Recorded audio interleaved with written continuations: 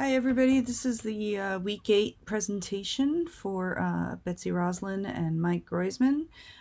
This week we had to do a text analysis using the NLTK package. We chose to use one of the texts that comes with the NLTK package in the Gutenberg download. We chose a novel by Jane Austen, called Persuasion.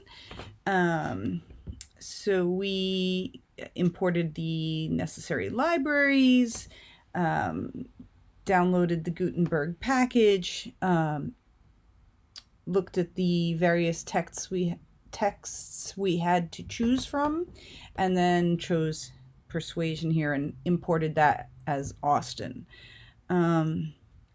So the next question in the project was to find the total number of unique words in the text. So we first looked to see what the length of the text was, but realized that we have to get rid of duplicates, get rid of punctuation numbers, and convert everything to lowercase so that uppercase and lowercase letters wouldn't get seen as different words. So once we did that, we had a total of 5,739 unique words. We chose not to remove words like the, in, at, and leave those in our list. So then next we had to find how many of those unique words represent half of all the words in the text. So we did a frequency distribution to get the word count for each one of the unique words in our list. Then we wrote a function to add together those frequency counts one by one, starting with the most frequent until they reached the point where they were half of the total number of words in the document. And at that point, we were on the 58th word in our frequency distribution. So 58 unique words represent half the total words in the corpus. We got those words listed here so you can see what they are. It's a lot of, simple words, the, to, and, of, etc. We also plotted a cumulative word count of those 58 words just to see if that total number looks like it was coming out to about half of the total words. We had 42,000 would be half of the total words in the document, and our graph shows that those 58 words do add up to about that. Then we had to find the 200 highest frequency words.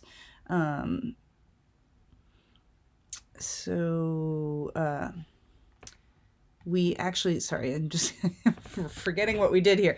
So we had those already in our frequency distribution, but just so you could print them out nicer, we wrote a little function here to print them out in a number of columns so you can see all 200 words with their frequency counts next to them. The relative frequency of these 200 words. So unfortunately, the plot function that comes with the NLTK package does not show relative frequencies, it just shows counts. So we wrote another function in order to plot them as relative frequencies. Zipf's law. Okay, so for this one, the idea behind Zipf's law is that the number of expected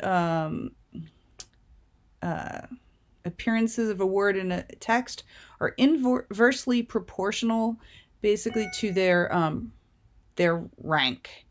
So in other words, the second most frequent word would be half as frequent as the first most frequent word. The third most frequent word would be 1/3 as frequent as the first most frequent word. So we wrote, again, a function here to kind of figure out what the expected counts would be, put it all in a data frame. So you have the actual count of the word, then the expected count according to Zipf's law, the difference between the two, and of course the first one is going to be 0. But then each word after that, because it's based on this one, so you would expect 2 to be half as frequent as the, and but you can see that in this case it's actually appears quite a bit more times than you would expect it to, at a 69% more than you would expect. And as you go up to, I think it was about here, let's say 13, it gets, increasingly more frequently used than you would expect them to, until we get to about 300% more than you would expect. And it stays at 300% for quite a while. I didn't want to print out too many rows, but that goes on for a while. If we skip ahead at about 500 words into our frequency distribution, the percent difference is still about 200% more than you would expect. In other words, it's 3 times as frequent as you would expect it to be. And even halfway through the frequency distribution, we're still at twice as many appearances as you would expect, and not until the end, the very end of the distribution, does it come together. So we plotted this out also so that you could see it. This is the entire frequency distribution. So it looks like the majority of it is matching, but really it's just because the counts are so low for those words that you can't really see the difference. So then we zoomed in on the first, what did I do? I forget how many, 150 words. Yeah. And so you can see this sort of big difference there between the actual count in red and what you would expect to get in blue. Then, so to compare this with all words in all corpora, we used a list of the top 100 most frequently used words in the English language that we got off Wikipedia. We pulled that into a data frame. Then we took the top 100 from our Austin frequency distribution and gave them a rank based on the index +1. And then we merged those two data frames so that you can see the rank in the Austin text versus the rank in the Wikipedia list. And of those 100 words in each list, 60 of them matched up. And you can see down here, the ones that don't match up, at least the ones that were in the Wikipedia list that were not in the Austin text, you can see are relatively higher ranked in the list of 100, from like 42 and up. There's only one that's less than 42. And this all kind of makes sense when we look at it a little more. We would expect this because basically a lot of the matching words that are in both the Austin list and the Wikipedia list are simple words: the, and, to, of, in, etc. So you would expect those to be frequent in both lists.